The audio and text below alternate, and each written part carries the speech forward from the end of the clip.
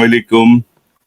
আপনাদের সবাইকে স্বাগত জানাচ্ছি আজকের অনুষ্ঠানে। আমি কনক সারোয়ার। দর্শক যেমনটি শিরোনাম দেখছিলেন যে ডক্টর মাহমুদুর রহমান সপ্তাহ দুয়েক আগে রাওয়া ক্লাবে একটি অনুষ্ঠানে একটি কিনোট পেপার পড়েছেন। সেই কিনোট পেপারে তিনি 4টি প্রস্তাব সহ তিনি বলেছেন যে বাংলাদেশে স্বৈরাচারী হাসিনার মতো, ফ্যাসিস্ট হাসিনার মতো কোন শাসকের উত্থান ঠেকাতে তিনি রাষ্ট্রপতি শাসিত সরকারের প্রতি গুরুত্ব আরোপ করেছে। বিষয়টি ব্যাপক আলোচিত। সে বিষয়টি নিয়ে আমরা বিস্তারিত কথা বলবো। পাশাপাশি ভারত পাকিস্তানের বর্তমান যে পরিস্থিতি, সেই পরিস্থিতিতে বাংলাদেশের উপর এর যে প্রভাব এবং সার্বিক যে বাংলাদেশের যে অবস্থা, সবগুলো বিষয় নিয়ে আমরা কথা বলতে চাই।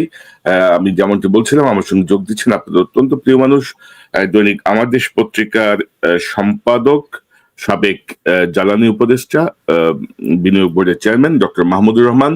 মাহমুদ ভাই, আপনাকে স্বাগত জানাচ্ছি আজকের অনুষ্ঠানে। ধন্যবাদ কনক সরোয়ার। আসসালামু আলাইকুম, কেমন আছেন আপনি? জি মাহমুদ ভাই, ওয়ালাইকুম আসসালাম। আমি ভালো।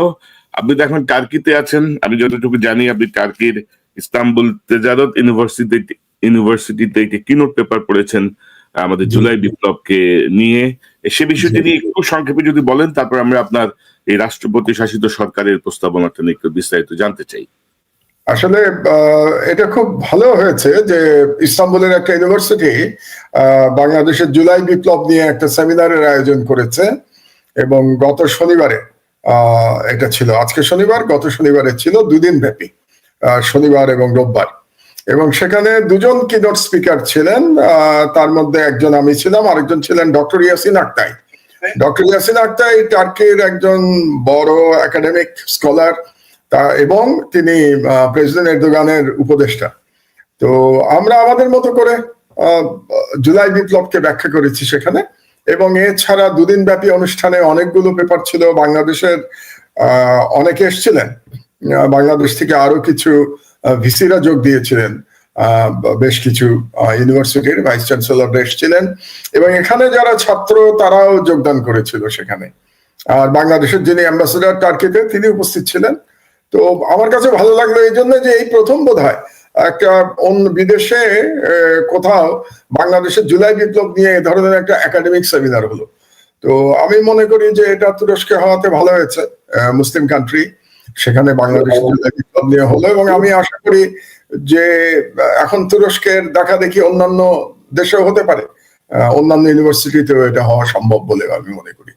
এবং এখানে আমরা জুলাই বিপ্লবের যে স্পিরিট ছিল, কেন এই বিপ্লব হলো, এবং এই বিপ্লব যে কেবল ফ্যাসিবাদের বিরুদ্ধে ছিল না, ভারতীয় সাম্রাজ্যবাদের বিরুদ্ধেও ছিল, এই বিপ্লব যে বিপ্লবের মাধ্যমে আমরা যে আমাদের স্বাধীনতা পুনরুদ্ধার করেছি, এই বিষয়গুলো আলোচিত হয়েছে। তো আমাদের খুব দুর্ভাগ্য যে ধরেন মাত্র 8 মাসের মধ্যে কিন্তু জুলাই বিপ্লবের ইতিহাস নিয়ে নানা রকমের টানা পড়ে, নানা রকমের বিকৃতি কিন্তু শুরু হয়ে গেছে। কিন্তু মানে এই জুলাই বিপ্লব এত ইমিডিয়েট একটা ঘটনা, মানে 1 মাস পরেই আপনি বলবেন যে এখানে ছিল না, ও এখানে ছিল, এইটা করছে না, ওইটা করছে। তো এটা নিয়ে আসলে একটা মানে আমরা যদি একটা তথ্য প্রমাণ ভিত্তিক একটা দলিল দাঁড় করাতে পারতাম, এটা পৃথিবীর সব জায়গায় কিন্তু অনেক জায়গায় পাঠ্য হইতে পারতো যে বিপ্লব হিসেবে কিন্তু এটা আমরা নিতে পারতো আর কি। আমি যে পেপারটা দিয়েছি এটার শিরোনামটা এরকম ছিল, the political philosophy of July revolution. মানে আমি রাজনৈতিক দর্শনটা বলার চেষ্টা করেছি আর কি, আমার সাধ্য মতো। নিশ্চয়ই এটা নিয়ে আপনি আমাকে কপিটা পাঠাইলে আমরা হয়তো এটা নিয়ে পরে আরেকটা করতে পারি, যে জুলাই বিপ্লবের রাজনৈতিক দর্শন, এটা আলোচনায় আসা দরকার। তো মাহমুদ ভাই, আপনি এই সপ্তাহ 2 আগে আপনার সঙ্গে আসলে সময় হচ্ছিল না আপনার, যে প্রস্তাবটা আপনি দিয়েছেন যে রাষ্ট্রপতি শাসিত সরকার, যে স্বৈরাচার ঠেকানোর জন্য। কিন্তু আমরা তো ধরেন দেখি যে রাষ্ট্রপতি শাসিত সরকারই স্বৈরাচারের উত্থান ঘটে নর্মালি পৃথিবীর বিভিন্ন দেশ বা বাংলাদেশেরও যে এক্সাম্পল। তো সেই জায়গাটায় রাষ্ট্রপতি শাসিত সরকারকে কেন আপনি গণতন্ত্রের জন্য নিরাপদ মনে করছেন? পাশাপাশি আপনি আরো কিছু সংস্কারের কথা বলেছেন, তত্ত্বাবধায়ক সরকার বা সেনাবাহিনী কেন্দ্রিক কিছু 4টি প্রস্তাব দিয়েছেন। তো এই বিষয়টা আপনার কাছ থেকে আমরা একটু বিস্তারিত শুনি, তারপর আমরা ভারত পাকিস্তান প্রসঙ্গে যাব। আমি আপনার সমালোচনা থেকে শুরু করি। আপনি যেটা বললেন যে প্রেসিডেন্ট থেকেই স্বৈরাচার উদ্ভব হয়, আপনার কথা আংশিক সত্য। এটা এক সময় হতো, যেমন ধরুন 70-80 দশকে বা 60-এর দশকে আমরা দেখেছি ল্যাটিন আমেরিকা এবং তৃতীয় বিশ্বে সেনা অভ্যুত্থান হতে দেখেছি আমরা, এবং সেনা অভ্যুত্থানের মাধ্যমে একজন আসতেন এবং তারপরে তিনি রাজনীতি করতেন, রাজনীতি করার পরে তিনি প্রেসিডেন্ট হতেন, এবং এটা এক ধরনের স্বৈরাচার, যেটা আমাদের দেশে আমরা এরশাদের বেলায় দেখেছিলাম। জিয়াউর রহমান সাহেব এসেছিলেন সেনা অভ্যুত্থান, কিন্তু পার্থক্যটা হলো জিয়াউর রহমান সাহেবের সাথে এরশাদের যে জিয়াউর রহমান সাহেব কিন্তু সেনা অভ্যুত্থান করেন নাই। এই ইতিহাসগুলো আবার আমাদের একটু জানা দরকার, যে সেনা অভ্যুত্থান করেছিল সেনাবাহিনীর একটা একাংশ শেখ মুজিবের বাকশালের বিরুদ্ধে, এবং তারপরে বাকশালের পতন হয় এবং শেখ মুজিবুর রহমান নিহত হওয়ার পরে খন্দকার মুশতাক ক্ষমতায় এসেছিলেন। আমাদের এটা মনে স্মরণে রাখা দরকার। এবং তারপরে আরেকটি সেনা অভ্যুত্থান হয়েছিল, সেই সেনা অভ্যুত্থান করেছিল খালেদ মোশাররফ, এবং সেই সেনা অভ্যুত্থান ব্যর্থ হয়েছিল 7ই নভেম্বর সিপাহী জনতার বিপ্লবের মধ্য দিয়ে। তো জিয়াউর রহমান যদিও সেনা প্রধান হিসেবে তিনি রাজনীতিতে এসেছিলেন, কিন্তু তিনি কিন্তু কখনো সেনা অভ্যুত্থান করেন নাই, এবং তিনি প্রকৃতপক্ষে আবার গণতন্ত্র ফিরিয়ে দিয়েছিলেন। এরশাদ যখন এসেছিল ক্ষমতায়, সে কিন্তু একটা নির্বাচিত প্রেসিডেন্টের বিরুদ্ধে সেনা অভ্যুত্থান করে ক্ষমতায় এসেছিল, কারণ সাত্তার সাহেব সেনা অভ্যুত্থানের মাত্র 3 মাস আগে নির্বাচিত হয়েছিলেন। আপনাদের নিশ্চয় মনে থাকার কথা যে 1981 সালের নভেম্বরের নির্বাচনে সাত্তার সাহেব বিজয়ী হয়েছিলেন, জাস্টিস সাত্তার, এবং এরশাদ সেনা অভ্যুত্থান করেছিল মার্চ মাসে, 82 সালে মার্চে। তো এরপরে আমরা জানি যে বাংলাদেশে স্বৈরতন্ত্র হয়েছিল, এবং তারপরে গণবিপ্লবের মধ্যে 1990 সালের বিপ্লবের মধ্যে দিয়ে এরশাদের পতন ঘটে। তো আমি যেটা বলছিলাম আপনাকে, যে বিগত শতাব্দীতে এটা একটা ট্রেন্ড ছিল যে সেনাবাহিনী থেকে অভ্যুত্থান করে একটা স্বৈরতন্ত্র তৈরি করা, এবং আর একটা সমালোচনা আছে যে প্রেসিডেন্ট হলে পরে তাকে সরিয়ে অভ্যুত্থান করে সেনা অভ্যুত্থান করা সহজ। কিন্তু পৃথিবী পাল্টে গেছে, আমাদের মনে রাখতে হবে যে এখন পৃথিবী পাল্টে গেছে। এখন কিন্তু সেনা অভ্যুত্থানের সময় আর নাই, 1 নম্বর। 2 নম্বর হচ্ছে যে বাংলাদেশে আমরা যে রাষ্ট্রপতি শাসনের কথা আমার প্রস্তাবে আমি বলেছি ওই দিন রাওয়াতে, ওই ধরনের রাষ্ট্রপতি শাসিত কিন্তু বাংলাদেশে আজ পর্যন্ত হয়নি। আমি কোন রাষ্ট্রপতি শাসিতের কথা বলেছি এটা একটু ব্যাখ্যা করা দরকার, এবং ভালো হয়েছে যে আপনি প্রশ্নটা উত্থাপন করেছেন। আমি মার্কিন যুক্তরাষ্ট্রের মতো, কিংবা তুরস্কের মতো, কিংবা ফ্রান্সের মতো রাষ্ট্রপতি শাসিত সরকার বলেছি। আপনি মার্কিন যুক্তরাষ্ট্রে যদি আমরা দেখি, ওখানে কি হয়? ওখানে একজন প্রেসিডেন্ট নির্বাচিত হন জনগণের প্রত্যক্ষ ভোটে, এবং তিনি মাত্র 2 টার্ম নির্বাচিত হতে পারেন। সেটা পরপর হতে পারে কিংবা গ্যাপ দিয়েও হতে পারে। যেমন আমরা যদি ক্লিন্টনের ক্ষেত্রে দেখি, ক্লিন্টন পরপর 2 বার প্রেসিডেন্ট হয়েছিলেন, ওবামা পরপর 2 বার প্রেসিডেন্ট হয়েছিলেন। কিন্তু ট্রাম্পের ক্ষেত্রে আমরা দেখেছি একবার প্রেসিডেন্ট হয়েছেন, একবার নির্বাচনে হেরে গেছেন, এবার দ্বিতীয়বার প্রেসিডেন্ট হয়েছেন, এবং তিনি আর তৃতীয়বার প্রেসিডেন্ট হতে পারবেন না। কাজেই তার পক্ষে, মার্কিন কোন প্রেসিডেন্টের পক্ষে, কোন স্বৈরতন্ত্র, কোন ফ্যাসিজম তৈরি করা সম্ভব না, 1 নম্বর। 2 নম্বর হচ্ছে যে মার্কিন যুক্তরাষ্ট্রে, আপনার দেশের কথাই বলি, প্রেসিডেন্টের ক্ষমতার সঙ্গে কি বলে কংগ্রেসের ক্ষমতার একটা ভারসাম্য আছে। যেমন আপনি বাজেটের কথাই ধরুন, আমেরিকাতে কি হয়, একটা বাজেট তৈরি করে প্রেসিডেন্ট, বাজেট তৈরি করবার পরে এটাকে পাঠানো হয় কংগ্রেসের কাছে, কংগ্রেসে এটা নিয়ে আলোচনা হয়, এবং কংগ্রেসে ওই বাজেট কিন্তু পাস হতে হবে। ওই বাজেট যদি কংগ্রেসে পাস না হয়, তাহলে $1 মার্কিন প্রেসিডেন্ট খরচ করতে পারবেন না। এবং কংগ্রেস কি করতে পারে, তারা যদি প্রেসিডেন্টের বাজেট অ্যাকসেপ্ট না করে, তারা ফিরিয়ে দিতে পারে এটাকে হোয়াইট হাউসে। তখন প্রেসিডেন্ট কি করেন, আবার সেই নতুন করে একটা বাজেট তাকে তৈরি করতে হয়। তার মানে একটা বাজেটের পয়সা খরচ করতেও কংগ্রেসের অনুমোদন লাগে, বা আমি অন্যভাবে বলতে পারি প্রেসিডেন্ট এবং কংগ্রেস 2 দলের অনুমোদন লাগে, এবং দুটা কোনো ব্যক্তি না, কিন্তু দুটা ইনস্টিটিউশন। কংগ্রেস তো কোনো ব্যক্তি না, কংগ্রেস একটা ইনস্টিটিউশন। সেরকম হোয়াইট হাউসও যদি আমরা চিন্তা করি, সেটাও একটা ইনস্টিটিউশন।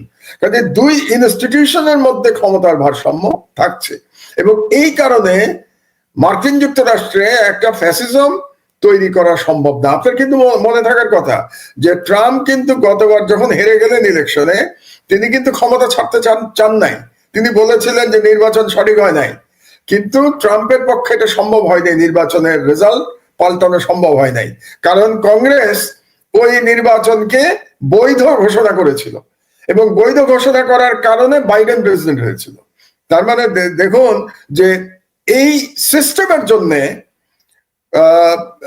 ট্রাম্পের পক্ষে হাসিনা হয়ে ওঠা সম্ভব হয় নাই।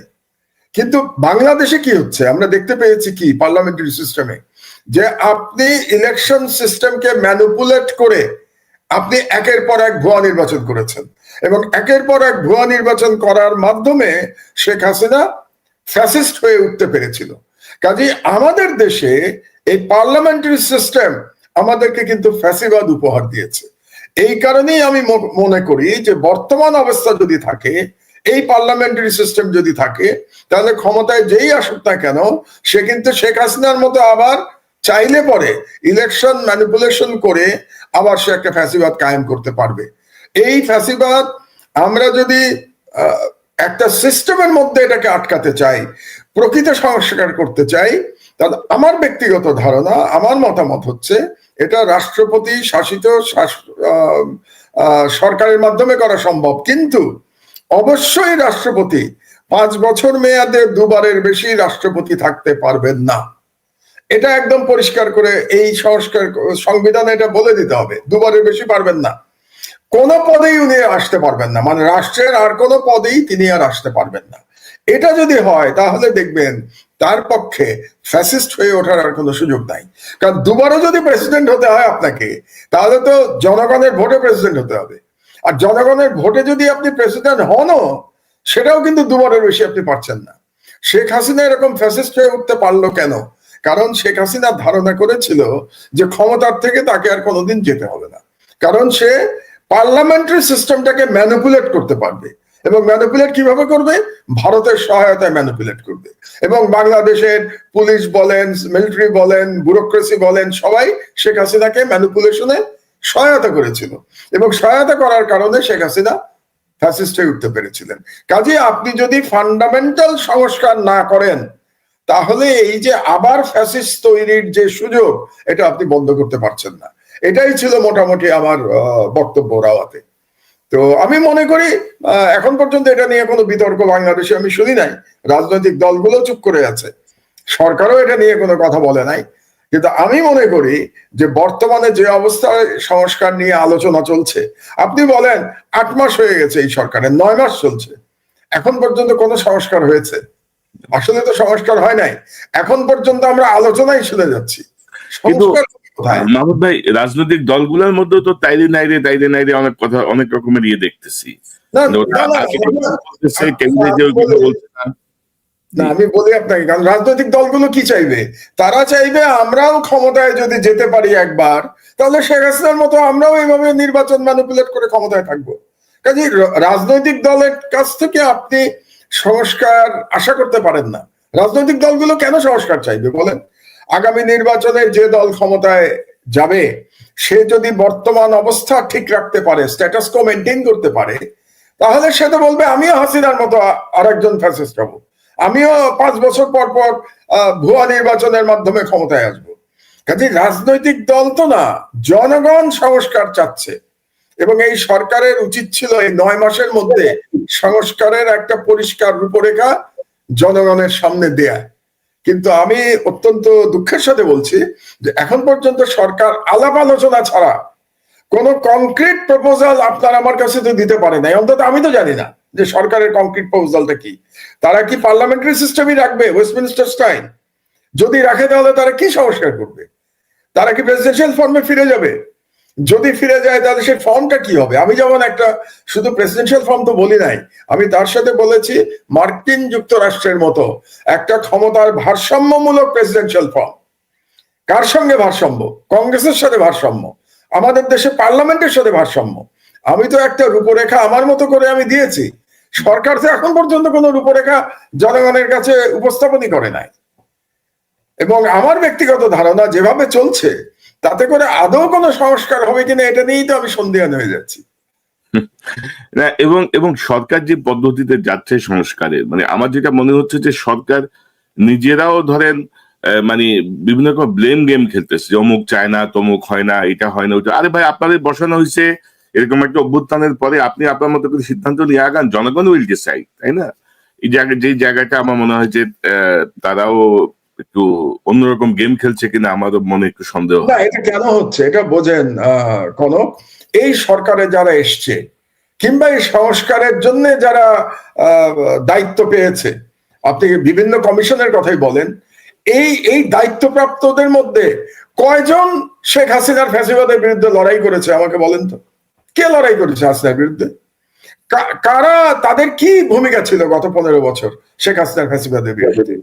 আজকে যারা সংস্কার, বিভিন্ন সংস্কারের প্রধান হয়ে বসে আছে, কাজে তাদের কাছ থেকে আপনি কিভাবে ওই ধরনের সাহস আশা করবেন যে তারা একটা পরিষ্কার রূপরেখা দিয়ে তারপরে জনগণকে বলবে যে আমরা দায়িত্বপ্রাপ্ত এই সংস্কার করবার জন্য? এখন পর্যন্ত তো আলাপ আলোচনার মধ্যেই আছে। আমি তো দেখছি প্রতিদিন রাজনৈতিক দলের সাথে কি ঐক্যমত্য কমিশন, তাদের আলোচনা হচ্ছে। ঐক্যমত্য কমিশন কিন্তু এখন পর্যন্ত সিরিয়াস কোনো প্রস্তাব দেয় নাই। কি বলেছে? শুধু গণপ্রজাতন্ত্রী হবে নাকি জনগণতন্ত্রী হবে, এরকম নাম টাম নিয়ে, মানে হাস্যকর। আপনি চিন্তা করে দেখুন, এটা কি ছেলে মানুষই নাকি ব্যাপারটা? আপনি কি নাম নিয়ে পড়ে আছেন নাকি? এখন আপনার ফান্ডামেন্টাল সংস্কারের প্রস্তাব কোথায়? এখন পর্যন্ত সরকারের কাছ থেকে তো আমরা ফান্ডামেন্টাল কোনো প্রস্তাব পাই নাই। এটা খুব দুর্ভাগ্যজনক। এবং যারা দায়িত্বে আছেন তারা আসলে কি সিরিয়াস, নাকি শেষ পর্যন্ত তারা বলবেন রাজনৈতিক দলগুলো চায় না সংস্কার, এই জন্য আমরা সংস্কার করতে পারলাম না, আমরা নির্বাচন দিয়ে বাড়ি চলে গেলাম? এটা যদি হয় তাহলে এটা জুলাই বিপ্লবের সাথে একটা প্রতারণা ছাড়া আর কিছু হবে না। এবং আমি মনে করি বাংলাদেশের জনগণ এই প্রতারণা মানবে না, যে কোন রকম সংস্কার ছাড়া আপনি আগের মতোই পার্লামেন্ট থাকবে, আগের মতোই ইলেকশন হবে এবং কালো টাকার মালিকেরা সব এমপি হবে, এমপি হয়ে তারা দুর্নীতি করবে এবং তাদের মতো একটা সরকার গঠন করবে এবং সেই সরকার ক্ষমতা থেকে আর যাবে না। আর একটা আপনি চিন্তা করুন, তত্ত্বাবধায়ক সরকার নিয়েও তো এখনো পর্যন্ত কোনো আলোচনা হয়নি। আপনি কি জানেন তত্ত্বাবধায়ক সরকার সম্পর্কে এই মানে ইউনূস সরকার এখন পর্যন্ত কোনো প্রস্তাব দিয়েছে? আমার জানা নাই। তো তত্ত্বাবধায়ক সরকারটা কি হবে? বিএনপি বলেছে তত্ত্বাবধায়ক সরকার লাগবে। তো কোন ধরনের সরকার? আগে যেমন ছিল যে চিফ জাস্টিস সরকার প্রধান হবেন, যে এবং এই চিফ জাস্টিস সরকার প্রধান হওয়ার কারণে কিন্তু আমরা বিচার বিভাগকে ধ্বংস করেছি। এটা আমাদের মনে রাখতে হবে। বিচার বিভাগের ধ্বংসের প্রক্রিয়া শুরু হয়েছিল এই তত্ত্বাবধায়ক সরকারকে নিয়ে। কারণ প্রত্যেকটা দলই চেয়েছে যে সর্বশেষ যিনি প্রধান বিচারপতি থাকবেন তিনি যেন আমার দলের হন, যাতে করে ইলেকশনের সময় আমার দলের একজন তত্ত্বাবধায়ক সরকার প্রধান থাকেন। তাহলে এখন যে তত্ত্বাবধায়ক সরকার হবে সেটা কি আবার সেই আপনারা প্রধান বিচারপতির কাছে ফিরে যাবেন, নাকি নতুন কোন আইডিয়া নিয়ে আপনারা আসবেন? এখন পর্যন্ত না রাজনৈতিক দলগুলোর কাছ থেকে না সরকারের কাছ থেকে আমরা এটার কোনো প্রস্তাব আমরা পেয়েছি, কোনো আইডিয়া আমরা পাই নাই। আমি কিন্তু আমার প্রস্তাবে একটা আইডিয়া দিয়েছি তত্ত্বাবধায়ক সরকার নিয়ে। আমি জানি না এটা রাজনৈতিক দলগুলোর কাছে গ্রহণযোগ্য হবে কিনা, আমার জানা নাই, কিন্তু আমার বুদ্ধি অনুযায়ী, বিচার বুদ্ধি অনুযায়ী আমি একটা প্রস্তাব দিয়েছি। না, আপনি তো বলেছেন যে মানে সরকার মেয়াদ শেষে সরকারি দল এবং বিরোধী দল উভয় থেকে 5 জন করে সদস্য মনোনীত করে তাদের ভোটে মানে আমি একটু পরিষ্কার করে বলি। আমি বলেছি সরকারি দল থেকে 5 জন, বিরোধী দল থেকে 5 জন, 10 জন এবং প্রধান বিচারপতি 1 জন, 11 জন। কারণ আপনাকে বেজোড় সংখ্যা লাগবে, একজন প্রধান উপদেষ্টা হতে হবে।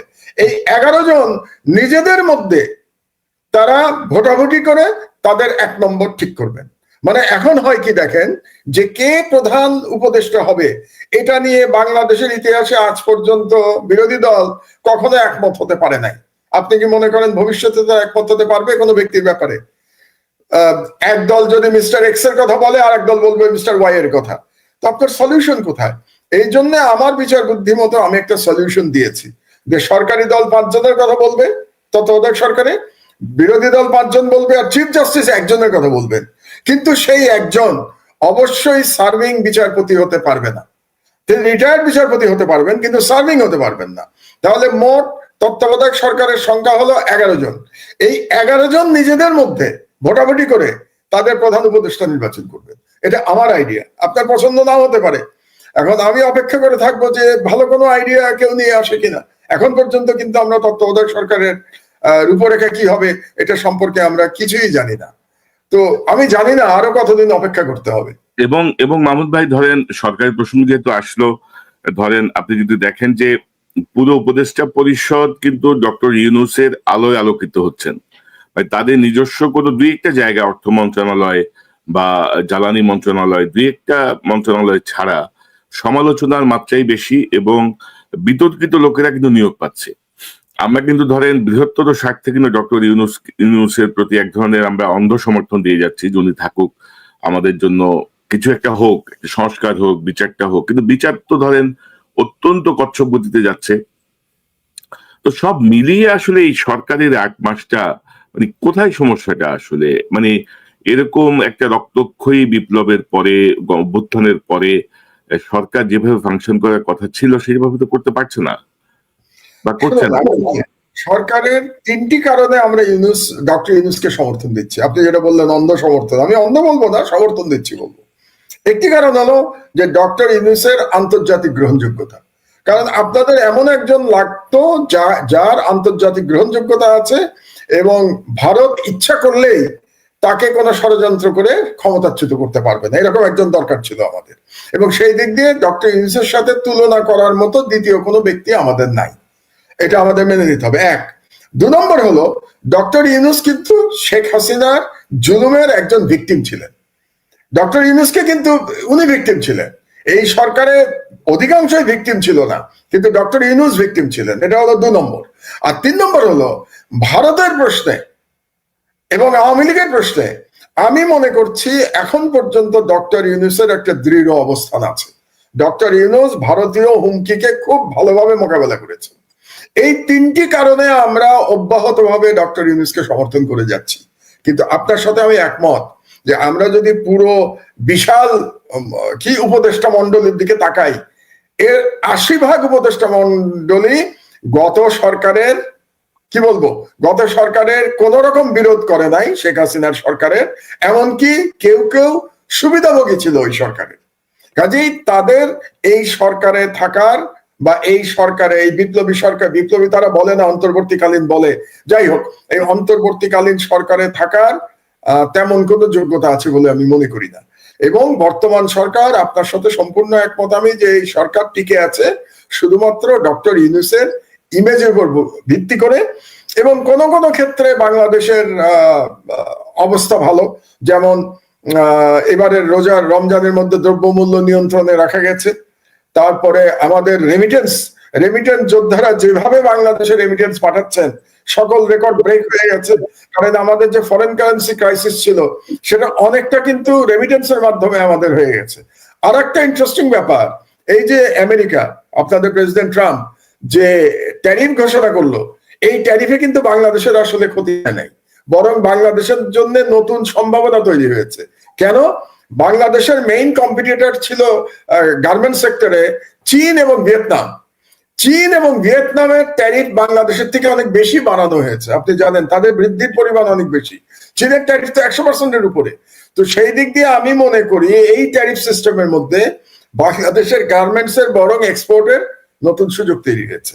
তো এই সমস্ত কারণে বর্তমান সরকার অর্থনৈতিকভাবে মোটামুটি স্বাচ্ছন্দ্যে আছে, শেখ হাসিনা এত লুটপাট করা সত্ত্বেও। তো সেই দিক দিয়ে ডক্টর ইউনূস ভাগ্যবান এবং সরকার চালাচ্ছেন। কিন্তু মেইন যে দায়িত্ব তার ছিল, একটা দায়িত্ব ছিল তার সংস্কারটা শেষ করা, এবং দ্বিতীয় দায়িত্ব ছিল শেখ হাসিনা এবং তার যে লুটেরা এবং তার যে খুনি বাহিনী ছিল তাদের বিচার সম্পন্ন করা। এখন সেইটা কতটা করতে পারবেন এটা নিয়ে তো কিছুটা সন্দেহের অবকাশ তো আছেই, যে তারা আদৌ কি পারবেন, নাকি তারা আবার নির্বাচিত সরকারের উপরে এটা দায়িত্ব দিয়ে তারা চলে যাবেন। না, আমি ধরেন সব সব মানে ঘটনাগুলো ঠিক পছন্দ হচ্ছে না অনেক কিছুই। তারপরে আপনি যদি দেখেন যে বিপ্লবের পরে এই উপদেষ্টা আসিফ মাহমুদও একটা বই লিখে ফেলছে, আসিফ নজরুল একটা বই লিখে ফেলছে। মানে কিভাবে সম্ভব, মানে এত গুরু দায়িত্ব 8-10টা মন্ত্রণালয় নিয়ে এরা আবার বই টই লিখে, মানে ব্যক্তিগত ক্যারিশমা জাহির করার জন্য সব প্রস্তুত আর কি। যে দায়িত্ব দেওয়া হয়েছে সেই জায়গাটা থেকে এটা আমার মনে হয়। মাহমুদ ভাই, যে ভারত পাকিস্তানের একটা খুবই নাজুক পরিস্থিতি, আকাশ সীমা এক গ্রুপ বন্ধ করে দিয়েছে, আরেক গ্রুপ সিন্ধু নদের পানির প্রবাহের যে চুক্তি সেটি বন্ধ করে দিয়েছে। তো সব মিলিয়ে টান টান উত্তেজনা। এর কি প্রভাব বাংলাদেশে আপনি দেখেন, বা এই মুহূর্তে বাংলাদেশের আসলে অবস্থানগত কৌশল কি হওয়া উচিত? আমি বাংলাদেশে আসার আগে একটু ভারত পাকিস্তান নিয়ে একটু বলে নেই, তাহলে দর্শকদের বুঝতে সুবিধা হবে।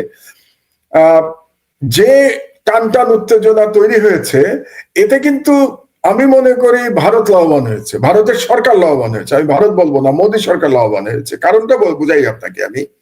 কারণ মোদী সরকার, আপনি জানেন যে মুসলমানদের ওয়াকফ বিল নিয়ে মোদী সরকার একটু বিপদের মধ্যে ছিল। ওয়াকফ বিলের মাধ্যমে মোদী যেটা চাচ্ছিল যে সেই শত শত বছর ধরে মুসলমানদের যে সম্পত্তিগুলো ছিল বিভিন্ন কাজে, যেমন ধরেন মাদ্রাসা কিংবা মসজিদে যে সব সম্পত্তি দান করে গেছে আগের মানুষজনেরা, সেই সম্পত্তিগুলো দখল করার একটা প্রক্রিয়া শুরু করেছিল মোদী সরকার। কিন্তু সেটা সুপ্রিম কোর্টে গিয়ে আটকে গেছে, এবং এই ইস্যুটা নিয়ে মোদী সরকার খুবই বিব্রত করা পরিস্থিতিতে পড়েছিল। এবং আপনাকে বলে রাখি, এটা সুপ্রিম কোর্ট ওই বিলটাকে স্টে করেছে, মানে ওয়াকফ সম্পত্তি কেড়ে নেওয়ার যে বিল পাশ করেছিল মোদী সরকার পার্লামেন্টে, সেটা স্টে করেছে। এবং আগামী মাসের সম্ভবত 6 তারিখে এটা নিয়ে শুনানি হওয়ার কথা ভারতীয় সুপ্রিম কোর্টে। এরকম একটি অবস্থায় এই কাশ্মীরের এই সন্ত্রাসী ঘটনায় ভারত সরকার কি করতে পারছে? এক হচ্ছে যে সংখ্যালঘু মুসলমানদের বিরুদ্ধে আবার তাদের ক্যাম্পেইন তারা শুরু করতে পেরেছে, এবং মুসলমানদের বাড়িঘর ভেঙে দেওয়া হচ্ছে কাশ্মীরে, এবং অন্যান্য জায়গায় মুসলমানরা খুব ভীত সন্ত্রস্ত জীবনযাপন করছে। তার মানে রাজনৈতিকভাবে বিজেপি আবার এটাকে ব্যবহার করতে পারছে, এটা একদিকে। আর 2 নম্বর হলো যে ওই বিল নিয়ে যে বিপদের মধ্যে ছিল, সেই বিপদ থেকেও এখন মানুষের নজর সরে গেছে। মানুষের নজর কিন্তু ওই বিলের দিকে ছিল, মানে মোদী সরকারের ব্যর্থতার দিকে ছিল। ওই নজরটা মোদী সরকার এখন সরে গেছে। তো সরে এখন পাকিস্তানের সাথে একটা যুদ্ধংদেহী অবস্থায় চলে এসছে মোদী, এবং অত্যন্ত বেআইনি ভাবে সে সিন্ধু নদীর সাথে যে পানি চুক্তি সে বন্ধ করে দিয়েছে, স্থগিত করেছে ইন্ডিয়া।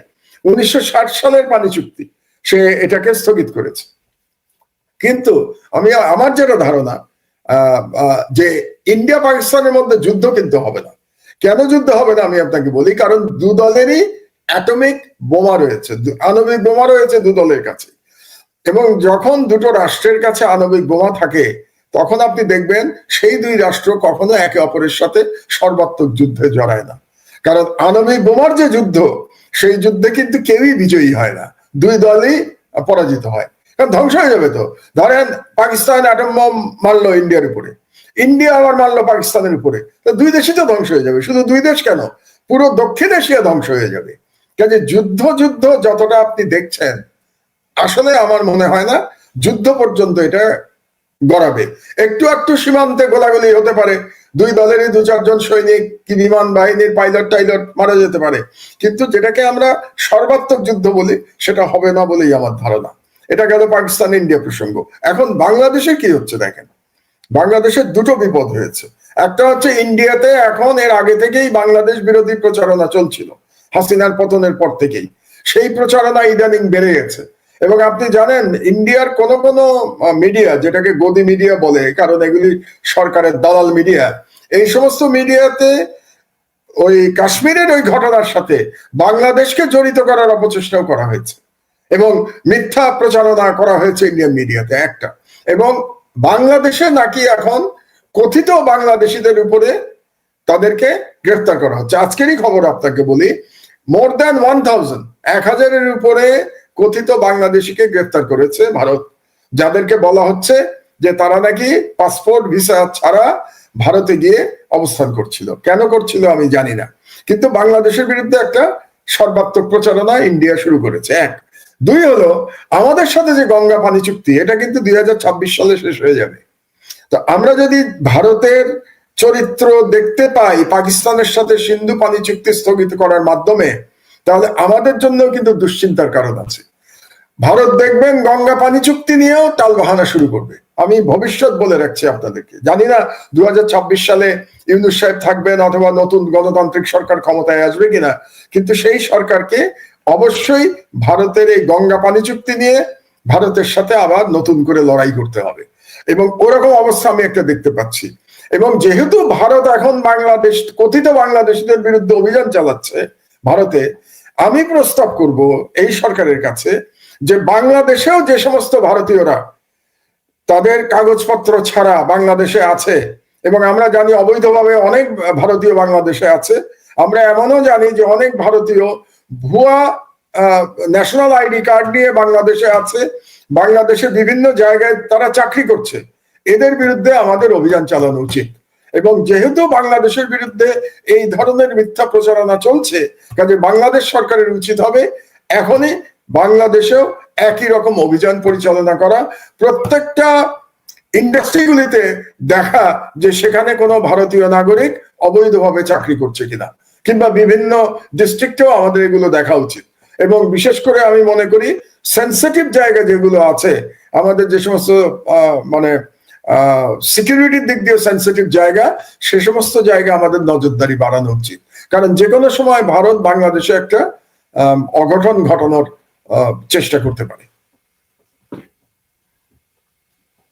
তবে মাহমুদ ভাই, ধরেন বাংলাদেশে আমরা যেটা দেখছি যে মানে আমরা কার্যকরভাবে কিন্তু ইন্ডিয়ান এই গদি মিডিয়ার যে প্রচারণা, সেই প্রচারণার কোনো কাউন্টার আমাদের মিডিয়া কিন্তু করছে না।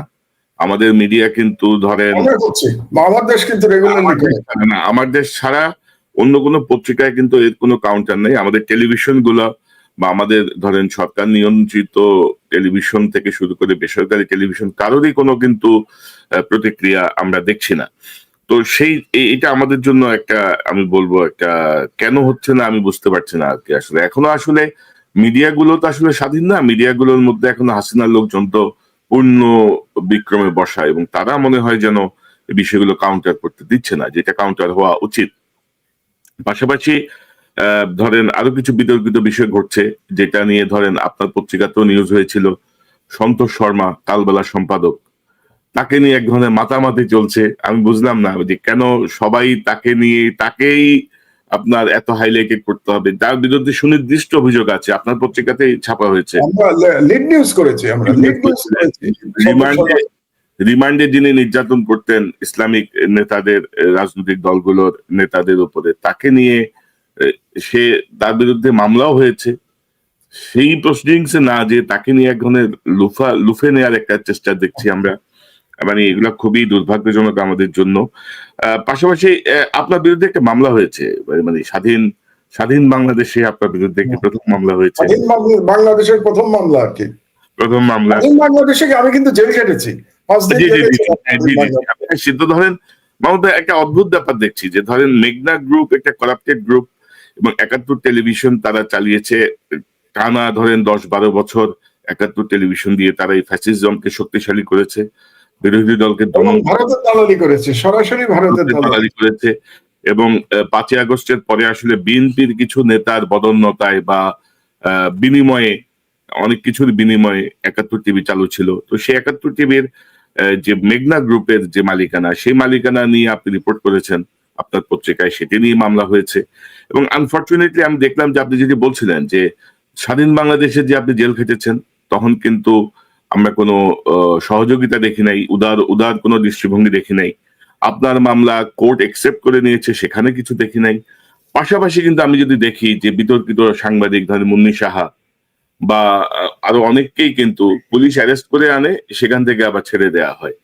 তো এই যে অবস্থাটা আপনি কিভাবে দেখেন আর কি? এবং প্রথম আলো বা ডেইলি স্টার নিয়ে আমরা যখন কথা বলেছি, আমি, ইলিয়াস, পিনাকিদা, আমরা যখন কথা বলেছি, তখন বিএনপি মহাসচিবের গণমাধ্যমের উপর হস্তক্ষেপ, স্বাধীনতার হস্তক্ষেপে একেবারে যান পরাণ বের হয়ে গেছে।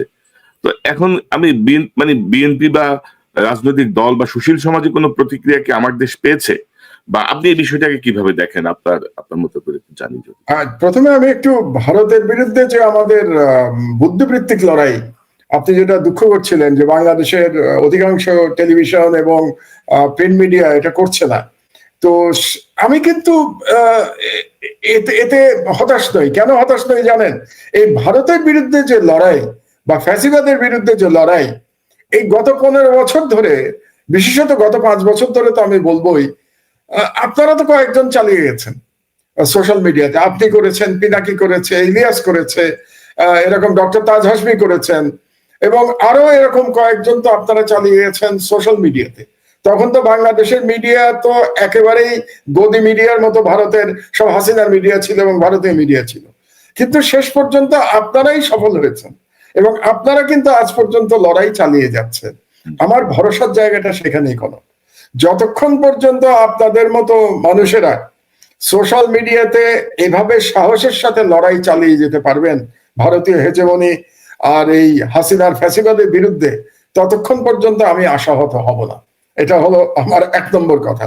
এবং আপনাদেরকে আমি ধন্যবাদ জানাই যে আপনারা এত চাপের মধ্যে থেকেও এবং কোন রাজনৈতিক দল আপনাদের পাশে এসে দাঁড়ায় নেই, এটা সত্ত্বেও আপনারা আপনাদের লড়াই, আদর্শ আপনারা অক্ষুণ্ণ রাখতে পেরেছেন।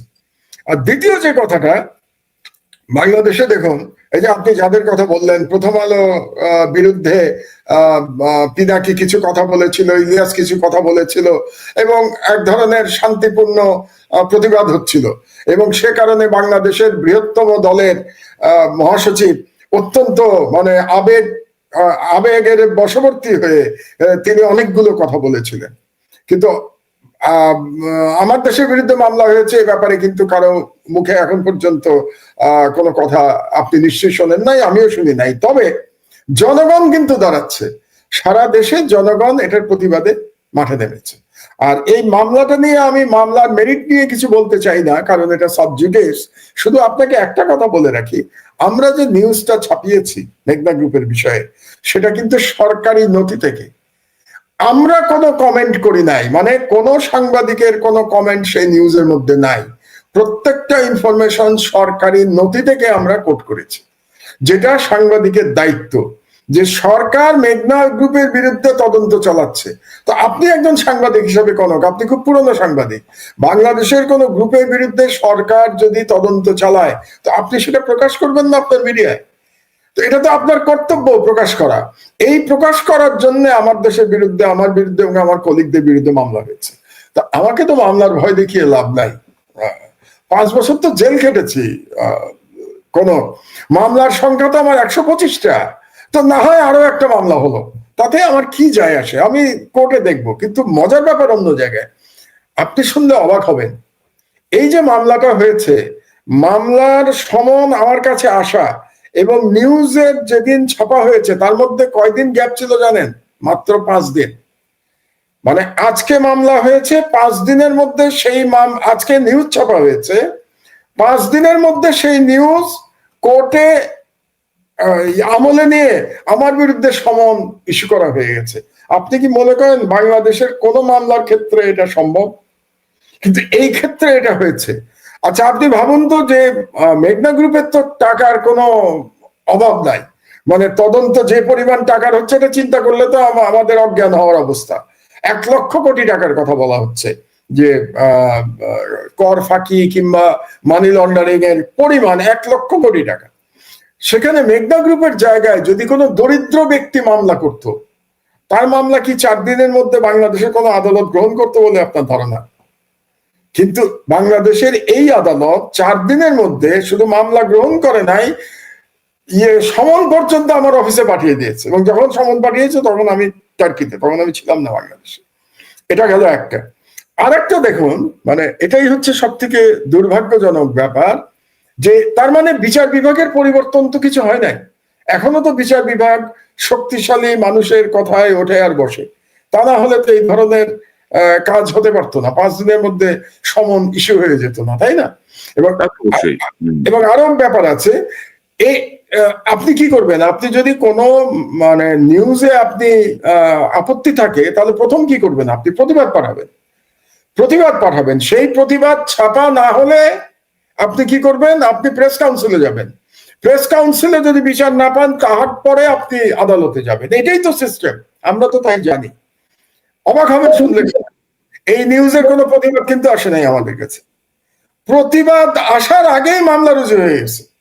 শুধু মামলা রুজু হয় নাই, মামলা অ্যাকসেপ্টেড হয়ে গেছে, মামলা কগনিজেন্সে নিয়ে সমন ইস্যু হয়ে গেছে। কোর্ট থেকেও জিজ্ঞাসা করা হয় নাই যে আপনি কি প্রতিবাদ দিয়েছেন? তো প্রতিবাদ দিলে প্রতিবাদ কোথায়? এটা হচ্ছে বাংলাদেশের বিচার বিভাগের অবস্থা। এখন আমি জানি না, আইনমন্ত্রী তো জুলাই বিপ্লবে জড়িত ছিলেন, আসিফ নজরুল সাহেব, আপনি বললেন উনি বই লিখেছেন জুলাই বিপ্লব নিয়ে, তো তিনি কি জানেন তার নিম্ন আদালত কিভাবে পরিচালিত হচ্ছে? তো আমি আশা করি তিনি না জেনে থাকলে তিনি খবর নেবেন যে কিভাবে 4 দিনের মধ্যে আমার দেশের বিরুদ্ধে মামলা গ্রহণ করা হলো। মাহমুদ ভাই উনি সবই জানেন এবং সবই ওনার ইশারাতেই হচ্ছে। মুন্নি সাহা শাওনদের কিছু হয় না।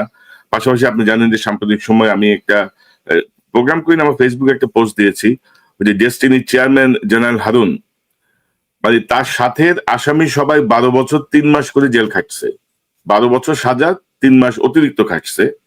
আর জেনারেল হারুন 58 দিন জেল খেটে জামিন পেয়ে বের হয়ে গেছে।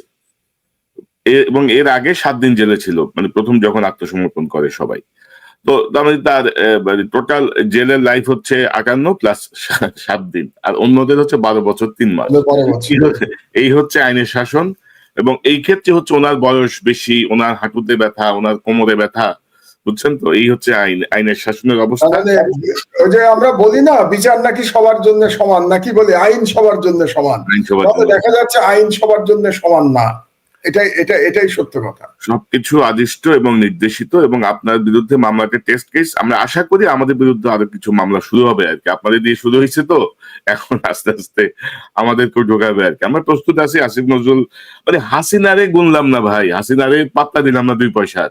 এখন আসিফ নজরুলদেরকে আমার ইয়ে করতে হবে, মানে মানতে হবে তাদের সকল কিছু অন্যায়, তাদের সবকিছু মেনে সহ্য করে যেতে হবে। এই অবস্থা আমরা এখন, ইনশাল্লাহ এই অবস্থা কখনো ঘটবে না বাংলাদেশে, আমাদের ক্ষেত্রে অন্তত। কিন্তু তো আমি একটা বলতে পারি, এবং আপনাদের প্রতি আমার বিশ্বাস আছে, যে আমাদের যে লড়াই, সেই লড়াই তো ক্ষমতার জন্য এই লড়াই তো ছিল না, এই লড়াই তো ছিল একটা আদর্শের জন্য লড়াই ছিল, তাই না? আমরা আদর্শের জন্য লড়াই করেছি, বাংলাদেশের জনগণের অধিকারের জন্য লড়াই করেছি, গণতন্ত্রের জন্য লড়াই করেছি, এবং বাংলাদেশের সার্বভৌমত্বের জন্য লড়াই করেছি। এবং এই লড়াই করেই তো 71 বছর বয়স পার করেছি। এবং এই লড়াই আল্লাহ যেন মৃত্যু পর্যন্ত আমাদেরকে তৌফিক দেন এই লড়াইকে অব্যাহত রাখার জন্য। না, ইনশাল্লাহ মাহমুদ ভাই, ইনশাল্লাহ এভাবেই চলবে। কোনো দেশের প্রশ্নে কোনো আপোষ নেই। আমাদের লড়াইটা তো দেশের জন্য, আমাদের লড়াইটা তো কোনো দল বা পার্টিকুলার পার্সনের জন্য না। এবং ডক্টর ইউনূস যদি আমরা কিন্তু বারবার বলছি, ডক্টর আসিফ নজরুল গং সহ একটা গ্রুপ, যাদেরকে আমরা বলছি যে আপনি সরান, দেশের স্বার্থে সরান, আপনার সরকারের স্বার্থে সরান, উনি কিন্তু শুনছেন না।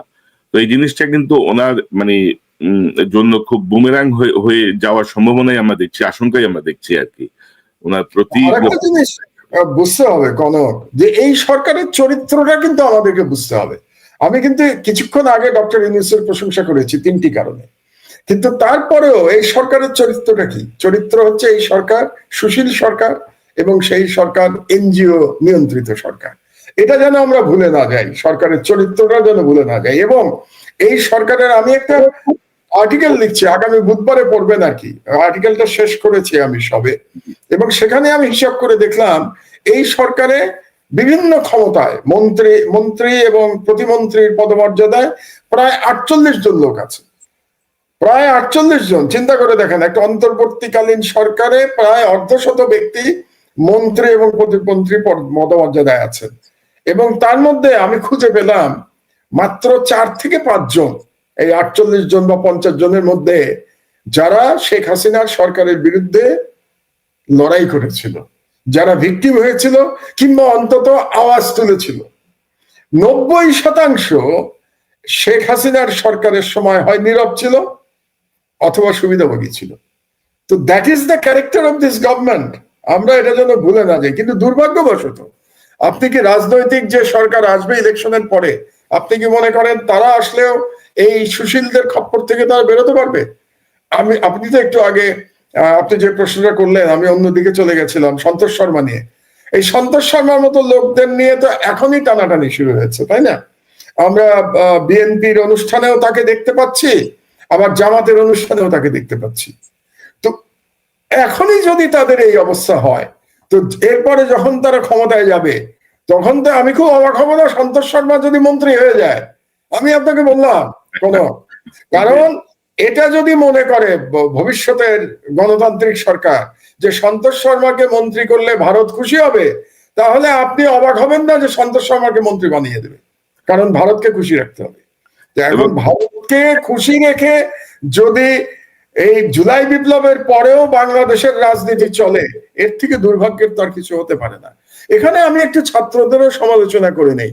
মুশকিল হচ্ছে আমরা সবাইকে শত্রু বানিয়ে ফেলছি, বুঝলেন? আপনারাও বানাচ্ছেন, আমিও বানাচ্ছি। ছাত্ররা পারলো না কেন? ছাত্ররা পারলো না এই কারণে যে তাদের নিয়ে এত বিতর্ক তৈরি হয়েছে এত কম সময়ের মধ্যে। এটা দুর্ভাগ্যজনক। আমি এটা আশা করি নাই তাদের কাছ থেকে।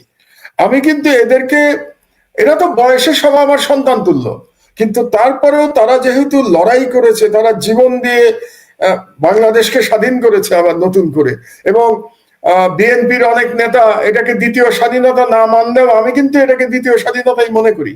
কারণ গত 15 বছর আমি তো অন্তত স্বাধীন ছিলাম না, আপনিও ছিলেন না, আপনি তো বাংলাদেশে যেতে পারতেন না, আপনার ফ্যামিলিকে নিয়ে আসতে হয়েছিল, তাদের তাদের জীবন হুমকির মধ্যে পড়েছিল। কাজে আপনার জন্য, আমার জন্য, আমাদের পরিবারের জন্য বাংলাদেশ স্বাধীন ছিল না, আমাদের জন্য এটা দ্বিতীয় স্বাধীনতা। এই জন্য আমরা আমাদের কৃতজ্ঞতার শেষ নাই এই ইয়াং জেনারেশনের প্রতি। এবং মাহমুদ ভাই বিএনপির গুটিকতক নেতার বাইরে 90% জনগণের জন্য এটা দ্বিতীয় স্বাধীনতা। সেই তো, কিন্তু দুর্ভাগ্যের বিষয়টা হলো আমরা এই দ্বিতীয় স্বাধীনতা প্রাপ্তির জন্য এই ইয়াং ছেলেদের যতটা কৃতজ্ঞতা জানালাম, যতটা সম্মান জানালাম, তারা কি এই সম্মানের মর্যাদা রাখতে পারলো? এই প্রশ্নটা কিন্তু এখন আসতে শুরু করেছে। কিছু কিছু নিউজ আমরা যেগুলো পাচ্ছি এখন অত্যন্ত দুর্ভাগ্যজনক। এটা তো আমরা আশা করি নাই। এবং মাত্র 8 মাসের মধ্যে, তাহলে 8 মাসের মধ্যে চরিত্রে পচন ধরে গেল, এত সহজে পচন ধরে গেল, এই দুঃখ রাখবো কোথায়? আমরা তো ধারণা করেছিলাম এই বিপ্লবের পরে আমাদের রাজনীতির গুণগত পরিবর্তন ঘটবে, অন্তত পুরনো রাজনীতিবিদ যারা আছে তাদের পরিবর্তন না ঘটলেও তরুণদের পরিবর্তন ঘটবে। এখন সেই পরিবর্তনও যদি আমরা দেখতে না পাই, তাহলে কোন বাংলাদেশের দিকে আমরা তাকিয়ে থাকবো? আসলে মাহমুদ ভাই, আমার কাছে যে খবর, সেই খবর হচ্ছে যে ধরেন এই তরুণদের এই নেতৃত্বকে আসলে প্রপারলি কোনো সিনিয়র রাজনীতিবিদও গাইড করে নাই, সুশীল যাও কেউ গাইড করে নাই, যারা রাজনীতি বোঝে বা দেশপ্রেমিক। তারা খপ্পরে যে পড়ছে আপনার বাংলাদেশের এবং বাইরের গোয়েন্দা সংস্থা, যেই গোয়েন্দা সংস্থার অধিকাংশই হচ্ছে হাসিনার পোষ্য। তো তারাই অ্যাকচুয়ালি তাদেরকে ডিরেইল করার জন্য একটা ভূমিকা রেখেছে। এটা আমি বিভিন্ন সূত্রে যা জেনেছি বললাম। আমরা মাহমুদ একটা গুরুত্বপূর্ণ প্রশ্ন আনতে চাই। আপনি বলছিলেন যে এই অন্তর্বর্তীকালীন সরকারে প্রায় 48-50 জন বিভিন্ন সিনিয়র সচিব, মন্ত্রী, প্রতিমন্ত্রীর মর্যাদায় আছেন। আমরা যদি একটু কম্পারেটিভলি যদি দেখি যে 111-এ যে সরকার ছিল, সেখানে আপনার সরকারি ছিল 10 জন, সেনাবাহিনী সমর্থিত সরকার। এখন এটা সরাসরি সেনাবাহিনী সমর্থিত আপনি নাও যদি বলেন, এটা তো সেনাবাহিনী ম্যাজিস্ট্রেসি পাওয়া নিয়ে রাস্তায় আছে। কিন্তু 111-এর সময় যদি চাঁদাবাজি, দখলবাজি বা আইন শৃঙ্খলা পরিস্থিতি অন্তত 9-10 মাস খুবই স্মুথ ছিল, সেই জায়গাটায় কম্পেয়ার করলে কিন্তু এখন একটা ভয়াবহ অবস্থা। আপনাদের যে সেমিনার রাওয়াতে ছিল, সেই রাওয়াত সেমিনারের থেকে আমি যদি আপনাকে একটু যদি দেখাই আপনাদের যে বক্তব্য, সেখানে ডক্টর আব্দুল্লাহ ইউসুফ বলেন, যিনি আরেকজন কিনোট স্পিকার ছিলেন সেনাবাহিনীর পক্ষ থেকে, তিনি বলছিলেন যে সশস্ত্র বাহিনী কি শুধুই বহিস্থ স্বাধীনতা এবং সার্বভৌমত্ব রক্ষার দায়িত্বে থাকবে, নাকি অভ্যন্তরীণ স্বাধীনতা এবং সার্বভৌমত্ব রক্ষায়ও তাদের অংশগ্রহণ থাকবে? বিষয়টি স্পষ্ট না থাকার কারণে রাজনৈতিক দলগুলো সামরিক বাহিনীকে নিজেদের ক্ষমতা সুসংহত করার লক্ষ্যে যথেচ্ছার ব্যবহার করেছে। এবং আপনি কিন্তু যারা গুম খুনের সঙ্গে জড়িত তাদের বিচারের ব্যাপারে প্রস্তাব দিয়েছেন। আপনি কিন্তু সেনাবাহিনীর সঙ্গে সরকার এবং রাষ্ট্রপ্রধানের সমন্বয় করার জন্য জাতীয় নিরাপত্তা উপদেষ্টার পদ সৃষ্টির একটি প্রস্তাব করেছেন। তো আমি যেটি বলতে চাচ্ছি যে গত 15 বছরে এই শেখ হাসিনার শাসনে সেনাবাহিনীর মধ্যে কি কোনো গুণগত পরিবর্তন আসলো? যে 111-এর সময় সেনাবাহিনীর যে ভূমিকা আমরা দেখলাম, মানে অন্তত আইন শৃঙ্খলা পরিস্থিতি বা সবকিছু মিলিয়ে, এবার কিন্তু সেটি হচ্ছে না। এবার যথেচ্ছ চাঁদাবাজি। আমি একটু এখানে দ্বিমত করব। আসলে সেনাবাহিনীর যে অবক্ষয়, এটা 111-এর মাধ্যমে শুরু হয়েছিল। কারণ 111-এর সরকার এসেছিল এই ভারতীয় ষড়যন্ত্রের মাধ্যমে। তো তখন থেকে এই সেনাবাহিনীর যেটাকে বলে না নীতিভ্রষ্ট হওয়া শুরু হয়েছিল। আর আর একটা বড় ব্যাপার হলো যে 111-এর সাথে এবারকার একটা পার্থক্য আছে। পার্থক্যটা হলো যে এবারের বিপ্লব হয়েছে কিন্তু একটা রাজনৈতিক সরকারের বিরুদ্ধে বিপ্লব হয়েছে, এবং বিপ্লব হওয়ার পরে সেনাবাহিনী ক্ষমতা নেয় নাই। তো বিপ্লব হওয়ার পরে বিপ্লব যারা করেছে তাদের পছন্দ মতো সরকার গঠিত হয়েছে, এবং বিরোধী দল যারা ছিল তাদেরকে কোনো আক্রমণ করা হয় নাই। আপনার যদি মনে থাকে 1/11-র পরে বিএনপিকে তো ধূলিসাৎ করে দেওয়া হয়েছিল 1/11 সরকারের পরে, এবং সেটাকে জাস্টিফাই করার জন্য, আমি আবারও বলি, বিএনপির উপরে যে এটা জাস্টিফাই করার জন্য আওয়ামী লীগের উপরেও কিছু আক্রমণ করা হয়েছিল। মানে আসল টার্গেট ছিল বিএনপিকে ধ্বংস করা, এবং এটা করার জন্য যাতে একেবারে চোখে না পড়ে এই জন্য আওয়ামী লীগেরও কিছু লোককে গ্রেফতার করা হয়েছিল, তার মধ্যে শেখ হাসিনাও ছিলেন, তিনিও গ্রেফতার হয়েছিলেন। কিন্তু এবার তো কোনো রাজনৈতিক দলের প্রতি সেইভাবে যারা বিরোধী আছেন, আওয়ামী লীগ তো পালিয়ে গেছে, ওদের কথা আলাদা, কিন্তু অন্যান্য দলের প্রতি তো কেউ আক্রমণ করে নাই। তো এই কারণে অন্যান্য দলের পক্ষে দলের মধ্যে যে শৃঙ্খলা আসা উচিত ছিল, এটার দায়িত্ব কিন্তু রাজনৈতিক দলের, এটার দায়িত্ব সরকারের না। রাজনৈতিক দলেরই দায়িত্ব ছিল তাদের কর্মী নেতাদের কন্ট্রোলে রাখা, নিয়ন্ত্রণে রাখা। এটা গেল এক। আর দ্বিতীয় হলো যে এইবার কিন্তু একটা বিপ্লবের মাধ্যমে সরকার এসছে, আর 1/11 সরকার এসেছিল ষড়যন্ত্রের মাধ্যমে, ওটা একটা মিলিটারি কু ছিল। তো বিপ্লবের মধ্যে যে সরকার আসে, বিপ্লবের পরে কিছুটা সমাজে বিশৃঙ্খলা থাকে, কাজেই সেটা আপনাকে ওই যে কি বলে with a pinch of salt আপনাকে একটু মেনে নিতে হবে, যে বিপ্লবের পরে একটু বিশৃঙ্খলা মেনে নিতে হবে। কাজে 1/11 সরকারের চরিত্র এবং এবারের সরকারের চরিত্র একেবারেই আলাদা।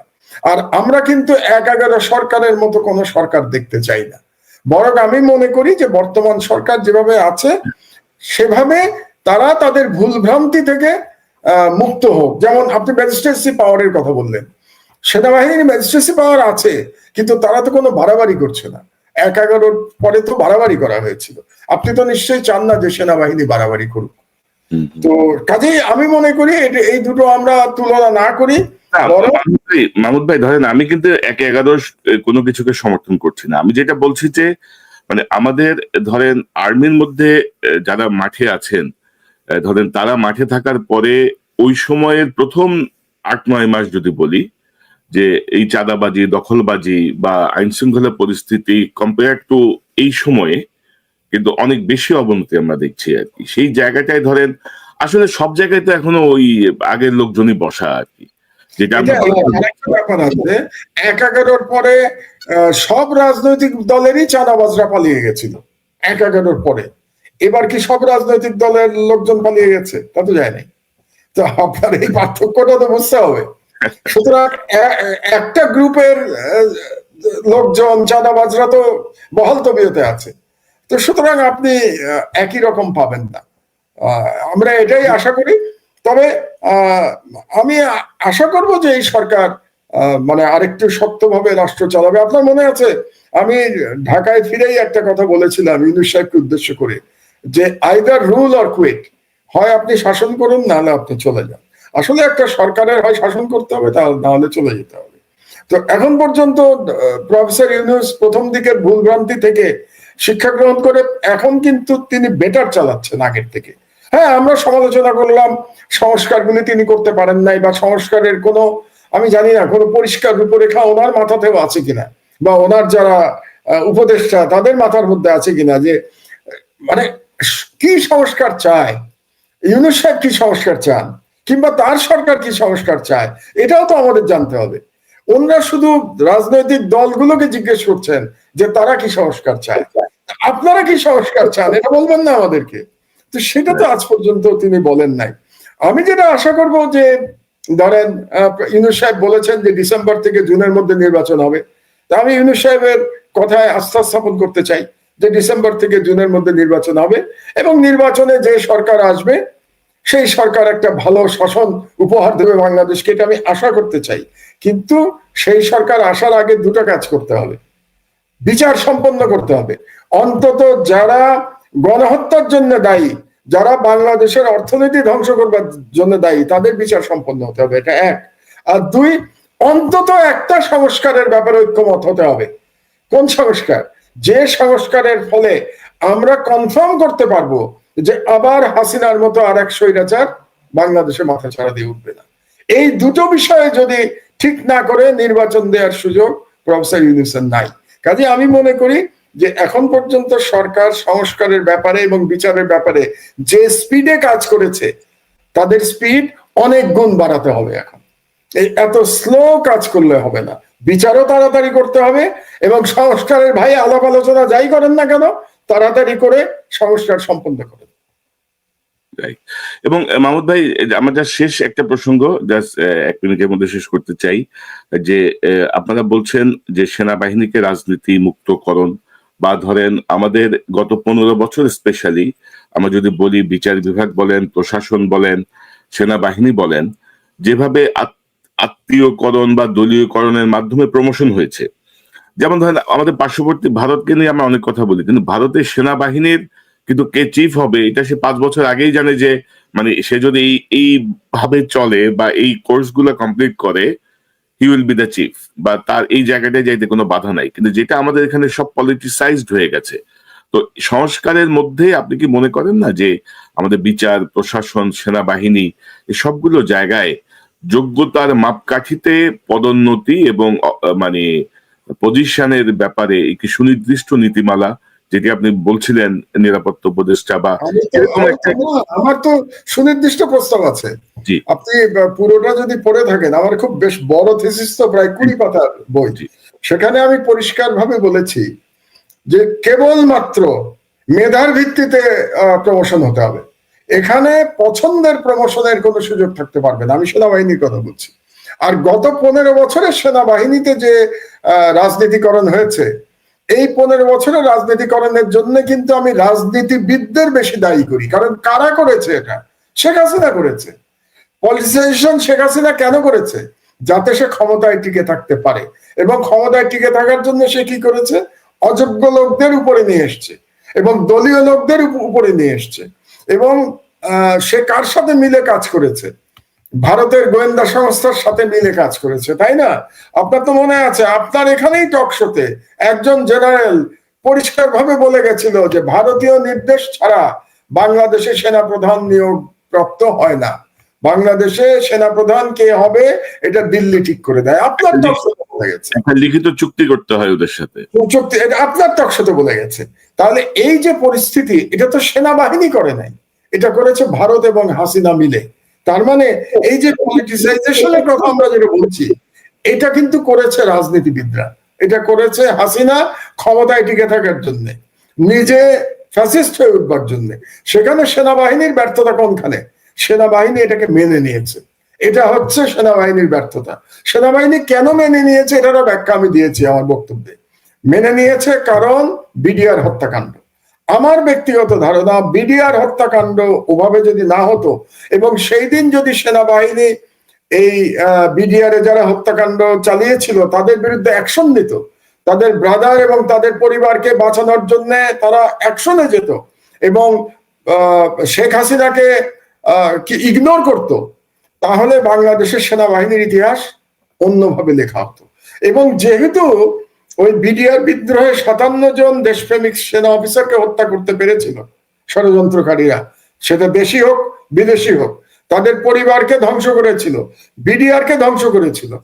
এবং এর মাধ্যমে কি হয়েছে দেখেন, সেনাবাহিনীর মেরুদণ্ড ভেঙে দেওয়া হয়েছিল। এটা হলো আমার ব্যক্তিগত অ্যানালিসিস। এবং মেরুদণ্ড ভেঙে দেওয়ার ফলে কি হয়েছিল দেখেন, যারা এরপরে প্রতিবাদ জানিয়েছিল এই বিডিআর হত্যাকাণ্ডের বিরুদ্ধে, তাদের কি হয়েছে? তাদেরকে চাকরি থেকে বের করে দেওয়া হয়েছে। শুধু তাই না, তাদেরকে ভয় দেখানো হয়েছিল, এই ইন্ডিয়ান আর্মি কিন্তু অ্যাটাক করবে তোমরা যদি হাসিনাকে সাপোর্ট না করো। তাহলে আপনি একেবারে প্ল্যান্ড ওয়েতে, পরিকল্পিতভাবে বাংলাদেশ সেনাবাহিনীর মরাল ভেঙে দিয়েছিলেন। তো এটার জন্য শুধু সেনাবাহিনীকে তো আমি দায়ী করতে পারি না। সেনাবাহিনীকে দায়ী করব অতটুকুই যে তারা সাহস করে এটার প্রতিবাদ করে নাই। তারা যদি অ্যাজ অ্যান ইনস্টিটিউশন এটার প্রতিবাদ করত, তাহলে শেখ হাসিনা এইভাবে 15 বছর তার ফ্যাসিস্ট শাসন ব্যবস্থা চালাতে পারত না। তো কাজেই আমি ওখানেই এই প্রস্তাবটাই করেছি এবং এই কারণেই আমি বলেছি, যদি আপনার সেনাবাহিনীর রাজনীতিকরণ ঠেকাতে হয় তাহলে বাংলাদেশের সরকার ব্যবস্থার পরিবর্তন করতে হবে। সরকার ব্যবস্থার পরিবর্তন মানে আমি বলেছি প্রেসিডেন্সিয়াল ফর্মে আসতে হবে, এবং প্রেসিডেন্সিয়াল ফর্মে এসে প্রেসিডেন্ট যখন সরাসরি সেনাবাহিনীকে নিয়ন্ত্রণ করতে পারবেন, এবং কোন প্রেসিডেন্ট যিনি জনগণের ভোটে নির্বাচিত হবেন, সেরকম একটি প্রেসিডেন্ট যখন সেনাবাহিনীর গার্ডিয়ানের ভূমিকা পালন করতে পারবেন, আমার মনে হয় তখন আমরা একটা সাহসী এবং দেশপ্রেমিক সেনাবাহিনী তৈরি করতে সক্ষম হব। কাজে আপনি রাষ্ট্রের যদি সংস্কার না করেন, মানে রাষ্ট্র ব্যবস্থার সংস্কার যদি না করেন, তাহলে আমার আর্গুমেন্ট হচ্ছে যে আপনি সেনাবাহিনীর সংস্কার করতে পারবেন না।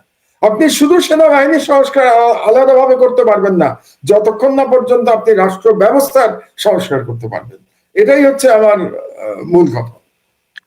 ওটাই এখন ধরেন আমরা আসলে জুলাইয়ের বিপ্লবের মধ্য দিয়ে যেই সুযোগটা পেয়েছি, সুযোগকে যদি আমরা কাজে লাগাতে না পারি, আর ডক্টর ইউনূস যদি কচ্ছপ গতিতে মানে ওনার এই কি বলবো অকর্মণ্য এক গ্রুপ উপদেষ্টাদেরকে নিয়ে যদি এগোতে থাকেন, আসলে এই বিপ্লবের ধারাও ব্যাহত হবে এবং আমরা আমাদের কাঙ্ক্ষিত লক্ষ্য আসলে পৌঁছাতে পারবো না। ডক্টর মাহমুদুর রহমান, আপনাকে অসংখ্য ধন্যবাদ। আমরা অনেক মূল্যবান আলোচনা শুনলাম আপনার কাছ থেকে। সংশ্লিষ্ট জায়গায় যদি একটু বোঝে বিষয়গুলো ভালো, আর না বুঝলে আসলে তো কিছু করার নাই। পরিস্থিতি যেদিকে যাচ্ছে ৮-৯ মাসে যে এত শ্লথ গতিতে যাচ্ছে, এটা কোনোভাবেই কাম্য নয়, কারণ মানুষও আস্তে আস্তে অধৈর্য হয়ে যাবে। শুধু দ্রব্যমূল্য নিয়ন্ত্রণে রাখা বা বিদ্যুতের নিরবিচ্ছিন্ন বিষয়টা হয়তো মানুষকে খুশি রাখছে, কিন্তু ওভারঅল জায়গাটায় যদি সংস্কার না হয়, তাহলে মূল লক্ষ্যই আমাদের ব্যাহত হবে, সেটি আমরা চাই না। মাহমুদ, আপনাকে অসংখ্য ধন্যবাদ। নিশ্চয়ই আপনি যদি একটু নিয়মিত আসেন, একটু নিয়মিত বিরতিতে, আমার গ্যাপটা অনেক বেশি হয়ে যাচ্ছে আপনার সাথে। আমি একটু ব্যস্ততার মধ্যে ছিলাম, তবে একটা শেষ কথা বলতে চাই আমি। জুলাই বিপ্লবের উদ্দেশ্য কিন্তু এই নিরবিচ্ছিন্ন বিদ্যুৎ কিংবা দ্রব্যমূল্য নিয়ন্ত্রণ ছিল না।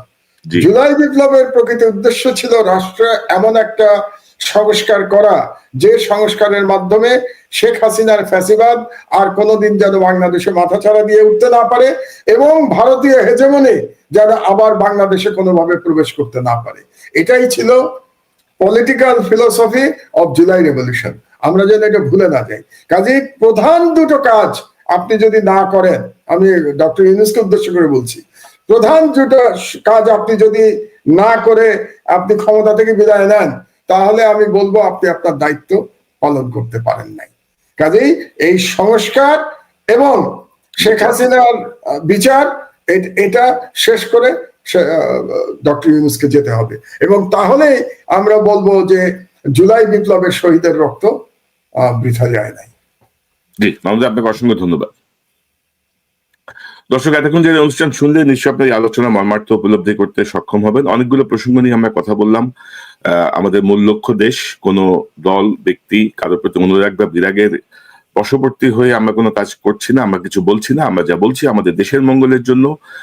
যে 1400 ছাত্র জীবন দিয়েছে, যে প্রায় 400-500 অন্ধ হয়ে গেছে, 400-500 পঙ্গু হয়ে গেছে, তাদের যেই পরিকল্পনায় দেশকে ঘিরে আমরা যদি একটি সংস্কার বা ফ্যাসিবাদের বিচার সম্পন্ন করতে না পারি, তাহলে সকল লক্ষ্যই ব্যাহত হবে, যে ডক্টর মাহমুদুর রহমান বলছিলেন।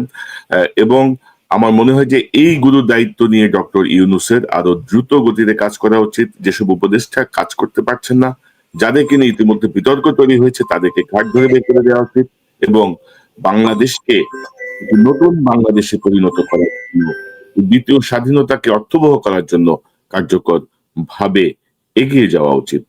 না হলে আমাদের সামনে আরো কঠিন ভবিষ্যৎ অপেক্ষা করছে। দর্শক, এই চ্যানেলটি সাবস্ক্রাইব করে আমাদের পাশে থাকুন, এই চ্যানেলের মেম্বারশিপ নিয়ে আমাদের পাশে থাকুন।